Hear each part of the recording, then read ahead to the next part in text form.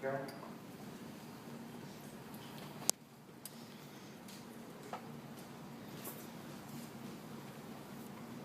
Which, again, parents, I just want to thank you for bringing your child. Both of them are moving parents. So thank you. They don't stand here today by themselves. You love them. You taught them about God. And you brought them to a whole place. Allow them to stand in faith. So I want you to do me a favor. Just turn out to the people that are here. Turn around. And you place it on your child's shoulder. This is a gift of farewell. The child you know is when you know more.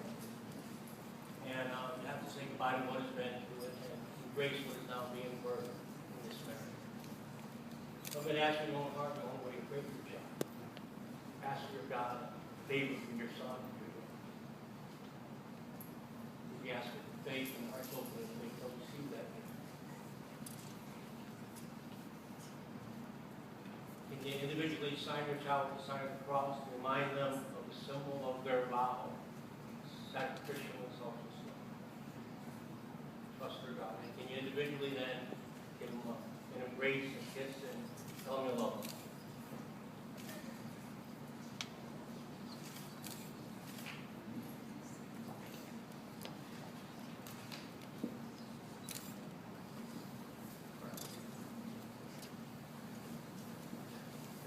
Questions now. Have you come here this afternoon freely, without any reservation, to give yourself completely to the other? Are you of any understanding of a deeper way of the promise that you're going to make to one another? You understand that this promise is permanent. And we take it off the table. No matter how your life unfolds, you can always have to love the other person, even if it's very painful. Are you also hoping to give it to you? I ask you to make it up, please bring care of us.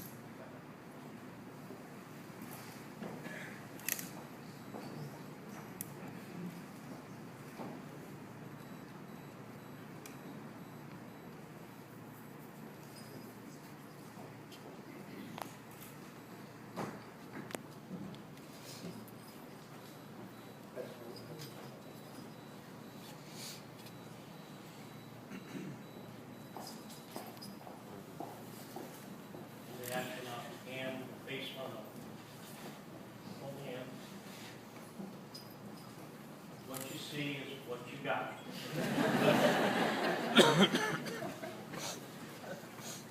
Repeat after me. Tara, I take you to be my wife. I promise today to you that I will choose to love you. In good times and the bad. In sickness and health. I will love you. Every day of my life. Can you please seal that with a kiss?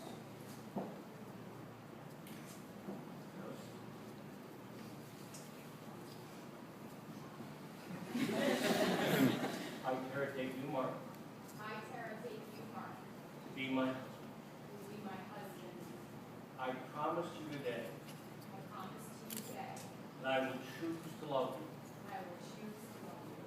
In good times and in bad. In sickness and in health. I will love you. Every day of my life. Can you please seal it? Can you bow your head? Just take a few moments now and just talk to your God. First thing.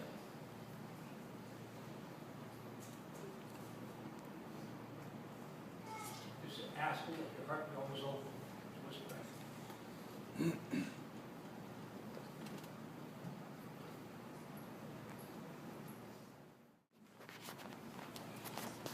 presence. Jared, take this ring Jared, take this ring as a sign of God's love for you as a sign of God's love for you and my love for you, and my love for you, which is eternal. which is eternal. In the name of the Father, In the Father, and the Son, and the Son, and the Holy Spirit. and the Holy Spirit.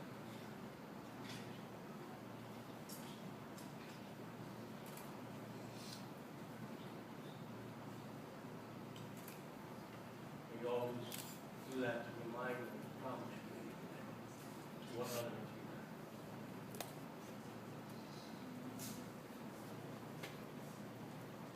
Mark, take this ring Mark, take this ring as a sign of my love for you as a sign of my love for you and God's love, and God's love for you, which is eternal. which is eternal. In the name of the Father, In the name of the Father, and the Son, and the Son, and the Holy Spirit. and the Holy Spirit.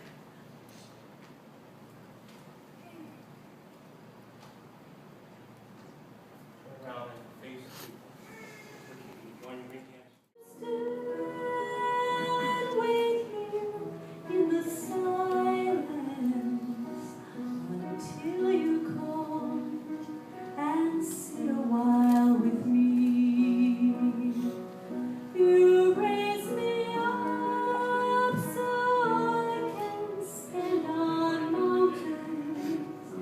You raise me up to walk on stormy seas.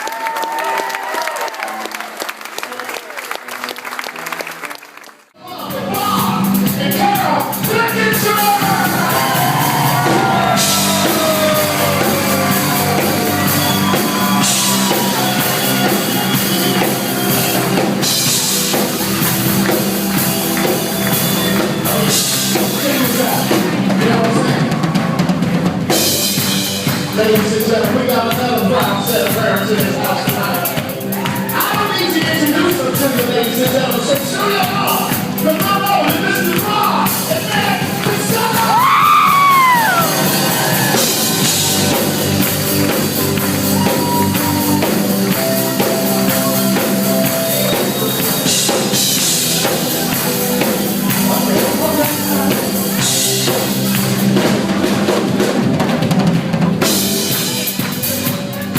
Ladies and gentlemen, we have the bridesmaids in the group.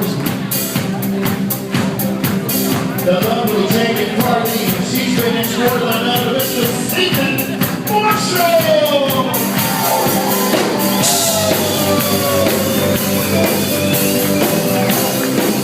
Ladies and gentlemen, next we have Miss Darby Golino and Mr. Troy England.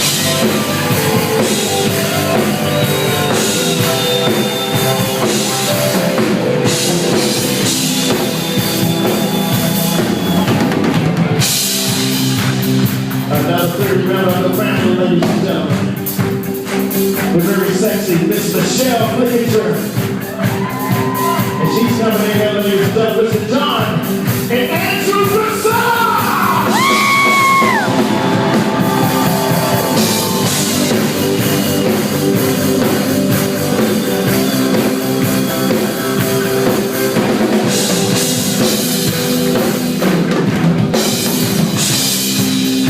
I made the wrong of being escorted by none other than the best man.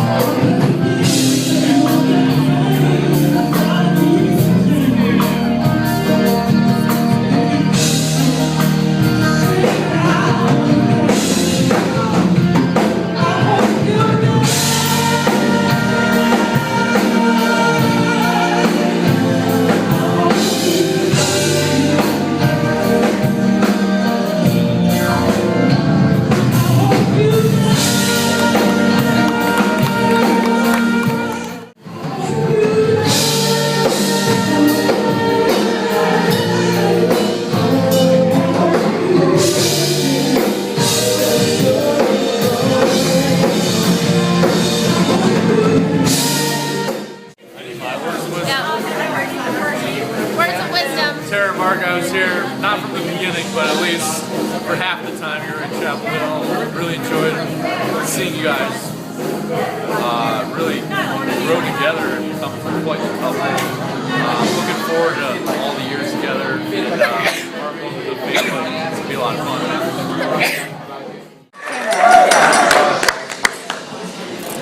Hi everyone, I hope I've met everyone by now, but if not, I'm Darcy. I'm Tara's sister and maid of honor. So when Tara and I were younger, one of my favorite things to do was play school. I would sit at the desk in her room and she'd bring out her big girl textbooks and make assignments for me. But Tara has actually taught me many lessons throughout my life. You taught me how to swim by blowing air in my face and then holding my head underwater. You taught me how to do my makeup, and you made sure to perfect it before every important school dance, no matter how far you had to travel to come home. But most importantly, you taught me that the greatest gift in life that you can give is the gift of self. I have never met anyone as generous of spirit as you. You feel people's joys and sorrows as if they were your own.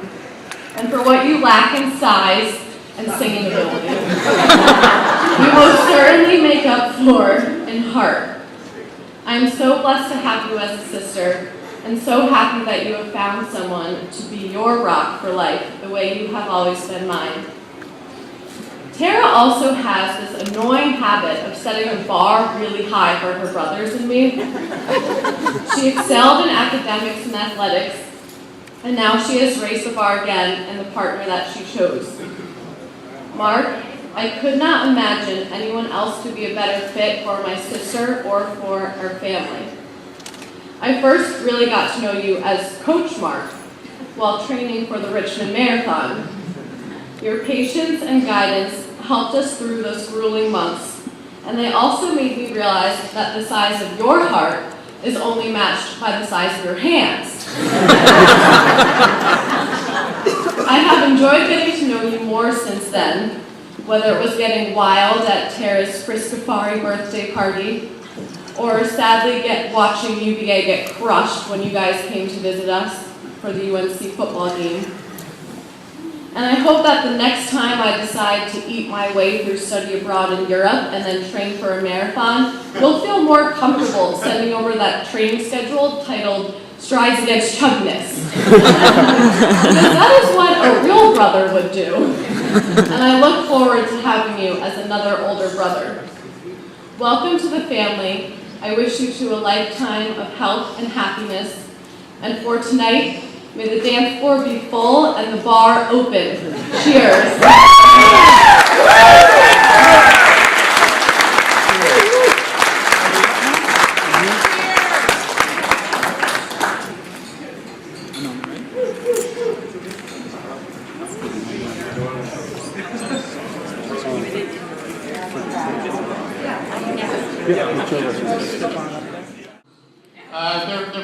Many of you may have seen on Tara and Mark's wedding website, but they both said they always knew what they wanted, but were picky and were willing to wait. I always used to kid Tara that the reason she couldn't find a man was because I set the bar too high.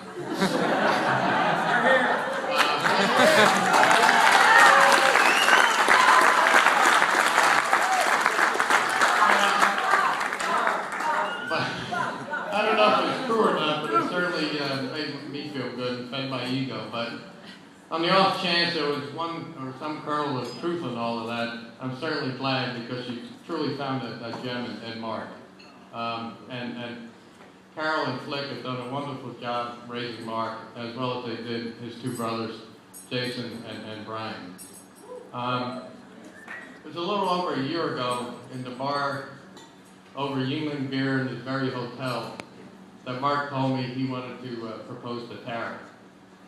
He did it later that night at a family dinner with all of us there. I want to thank Mark for having us present. I never thought I would be at another proposal other than my own, and it was very, and it was very special. And to see the range of emotions that Tara went through in a matter of seconds, from doubt to shock to utter joy, was truly amazing and something I'll never forget. And hopefully, you know, many of you have seen the video on YouTube, and I want to thank Brian for taking the video. And if nobody has seen it, I have it on my phone, and you can check it. And that's, I think, anyone who's a parent, I think, would agree with me that sometimes you witness certain things that touch your heart and soul very deeply. Last fall, Mark and Tara and their siblings and friends ran in the marathon up in Corning, New York, the Wine Glass Marathon near Mark's hometown. And any of you who've seen it, the weather was absolutely miserable. I mean, it was 35 to 40 degrees, and it rained most of the race. You know, Mark had won marathons before that. This was Tara's first. If you notice, Mark is 6 feet 5 inches tall. Tara is 5'4" on a good day. So clearly, she probably had to take about twice as many strides as Mark did to finish the race. And clearly, he was going to finish first. So we were all milling around the finish line. You know, Mark had finished, and then Tara came in, and she was just beaming, you know, embracing the moment and truly enjoying her accomplishment. And then Mark went over and gave her the deepest hug I've ever seen. And his pride in and love of Tara was palpable, and I could just feel it. And then and there I knew that they were a couple made for each other. And, you know, it's something I'll never forget, and I affectionately refer to it as the hug. Tara knows that, and probably some of you others. You know, in closing, I just want to say to Tara and Mark, congratulations. God bless you. We all love you. I wish you only the best in life, a long, prosperous, and healthy life together. I want to thank everybody else for coming tonight and sharing this special occasion with us. Every time I drink a Yingling beer from now on, it'll bring back special memories to me. And as far as we're concerned, there's really only one rule for tonight, and I think the band already said that, and that's to have fun. Thank you.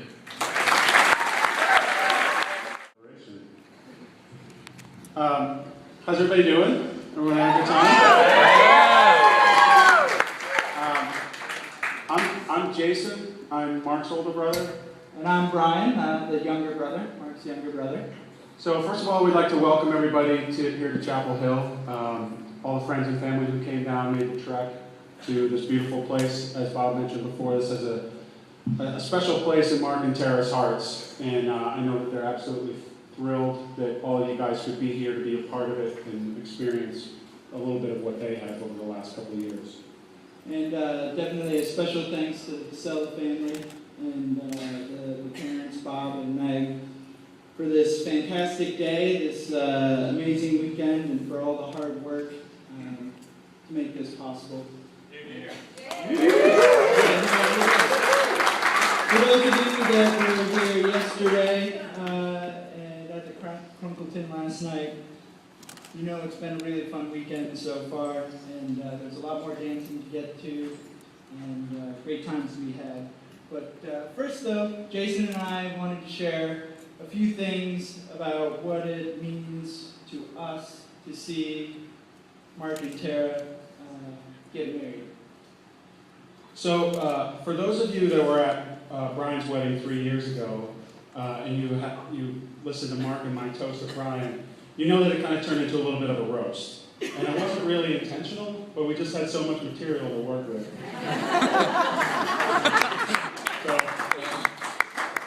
So Brian actually is particularly eager to take his chance. So we did some thinking, and we really couldn't come up with anything. And we thought about this a lot. And Whole year. Yeah. So what did a whole year of scouring our brains get us? Well, two conclusions. The first is it possible that Mark never did anything wrong? So Bob and Meg, that must be music to your ears, so you can quietly go and toast to your good fortune. Or maybe Mark is just really clever, and he made us all forget about all the things that he did. And the second thing that we came up with is maybe Mark really isn't that funny.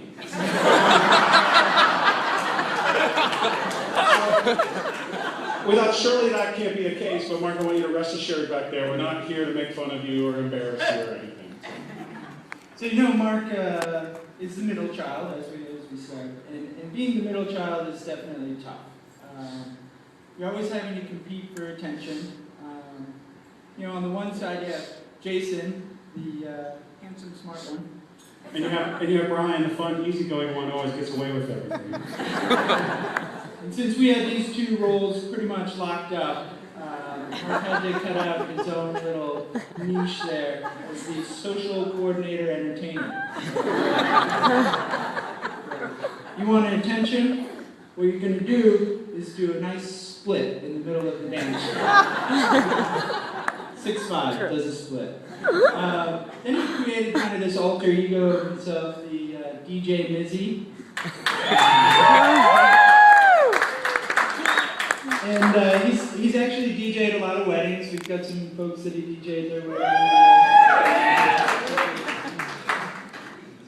And, you know, put on a little bit of Living on a Prayer, and all of a sudden you've become the most popular person at the party. And it's worked well so far, and if anyone is looking for a blueprint to find a great gal, Mark's got one. It works like catnip. So we know how Mark got Tara, but there's a lot more to Mark, obviously, than Tara sees in him and spinning tunes and being like uber flexible. So there's he's got a number of other great characteristics that are going to serve him well in their many, many years of marriage. And Brian and I saw these at a young age. You know, we grew up with the guy, and we want to just give you guys a couple highlights. So anyone who's happily married can attest to the necessity of having good conflict resolution skills, right?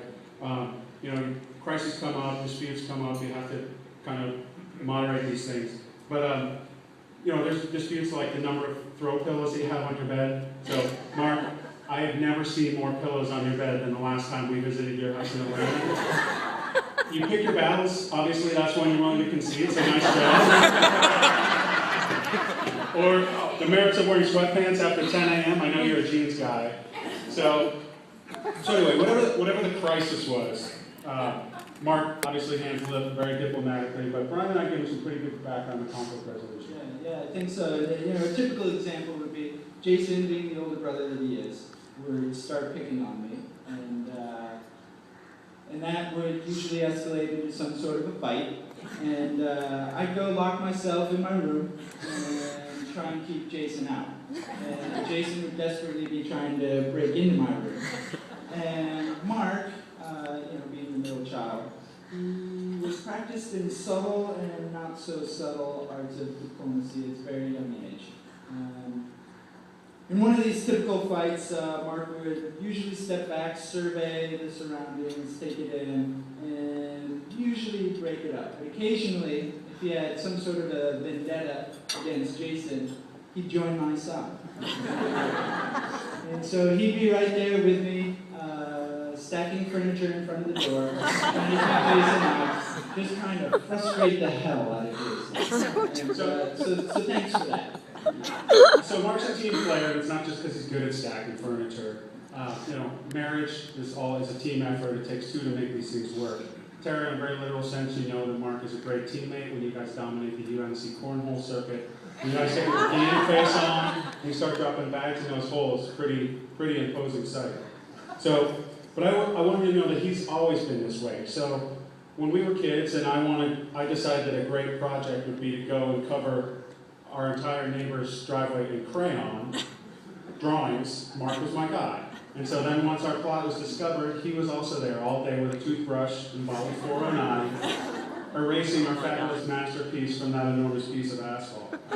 So, but this is the type of teammate that Mark is. Regardless of how crazy the idea is, he's in. And he's going to be a great teammate of yours for life.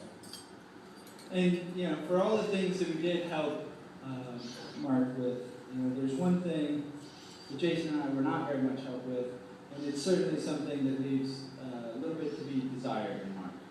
And in most marriages, it's not a big deal, but if you're going to marry a Fiscella, you better damn well know how to golf. When you step into that tee box, it's a job interview. You better bring your A game. Otherwise, you'll be the only one looking for your ball off of the first tee. Thankfully, yesterday when we were playing golf, we had no Ficellas in the Flickinger foursome. Otherwise today very well might not have happened. And so for this, we're sorry. But, you know, the good news is that Mark met Tara. And when Tara, she must have seen some potential in Mark as a prospective student for UNC when they were on the prospective student weekend. And Tara said, Mark, you know, if you come to UNC, I'll get your golf game down under 100. Well, Mark went to UNC. Rumor is, still working on getting it under 100. But, you know, she's persistent. And Mark saw, you know, she's the most patient, persistent, giving coach that he could ever find. And he said, you know what, I gotta lock this down. He decided to marry this beautiful woman for the rest of his life. So that's great. So in all seriousness, we had the opportunity to come and see you guys recently down in Atlanta, and it really is amazing to see how happy the two of you are, to see how much you care for each other, to see the home that you're creating for your new life together, to see you're getting settled into a life down there, jobs, friends, church, social activities that would really make anybody jealous. And it's very cool for us to watch and to be tangentially a part of and to be able to touch here and there.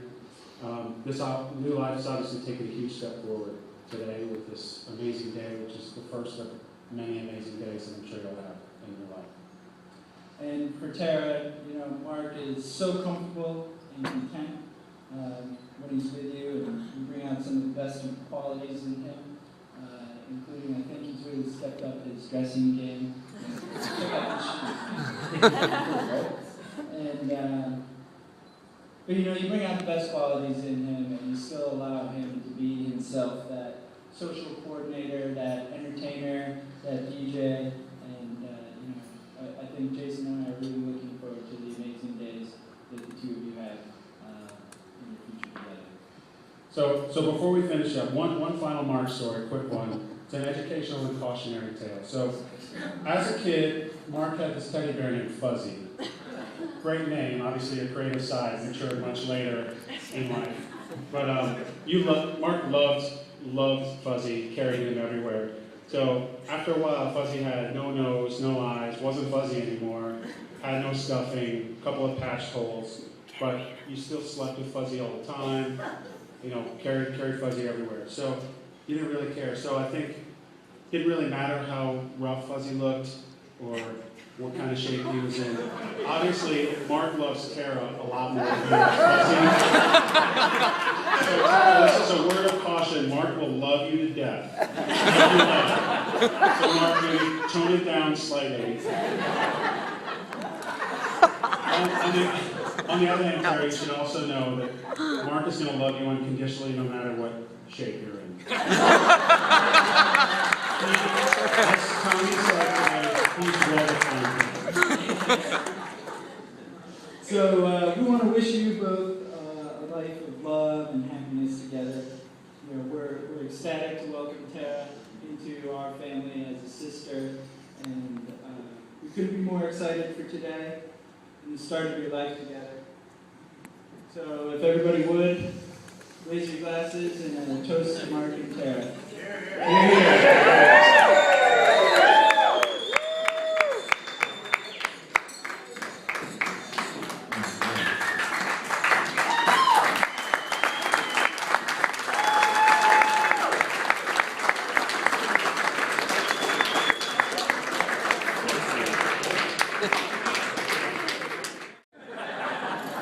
So Mark spoke last night at the rehearsal dinner, and he told me last night that it would be me, the one who's giving the toast tonight. So I'm going to hold it together right now because I got all my tears out during the ceremony.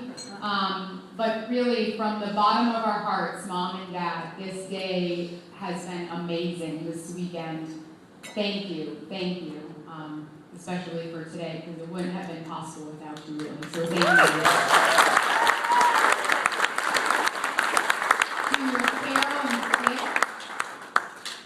Last night was wonderful. Thank you so much. It was really, really special. And I just feel so blessed and so lucky to be joining such a wonderful, wonderful family. And then to all of you, it's overwhelming that you all have traveled as far as you did to come here for us. And I just keep sort of, you know, hitting myself saying, wow, this is for us, they came for us to celebrate us. And it means the world to us. We're so happy that you're all here, and we wanted it to be a celebration of everyone. So I hope you've enjoyed your day, and I want to see everyone back on the dance floor for the rest of the night. So thank you from the bottom of our hearts. We really appreciate it. This was more than we ever imagined it would be. I know. It's very, very, very, very chill.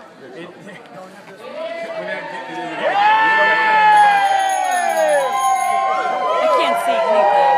You can't get excited with the bubbles. You might blow. Yeah, it's really nice. It's really and there you go. You can blow the what?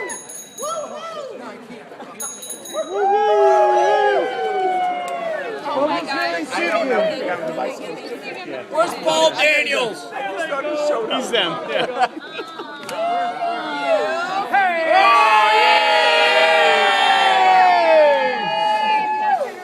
Here's my bubble. Too much training. Too much training.